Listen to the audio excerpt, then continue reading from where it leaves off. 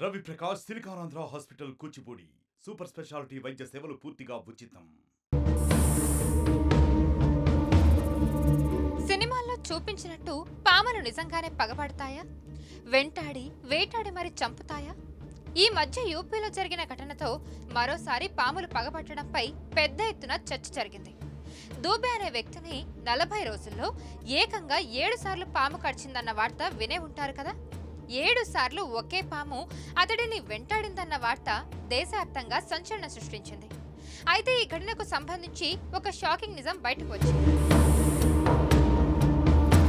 దూబేను పాము పగబట్టడంపై అటవీ శాఖతో పాటు ఆరోగ్య శాఖ అధికారులు విచారణ జరిపారు.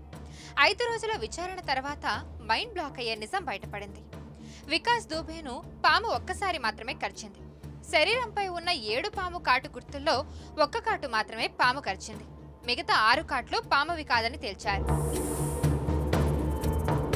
తనను 7 సార్లు పాము కాటేసిందని దూబే చెప్తున్నాడు. వైద్యులు మాత్రం ఒకేసారి పాము కరిచిందని అంటున్నారు. ఇందులో ఎవరు చెప్పేది నిజమనే కదా మీ డౌట్. అయితే జాగ్రత్తగా వినండి. కొందరికి కొన్ని భయాలుంటాయి.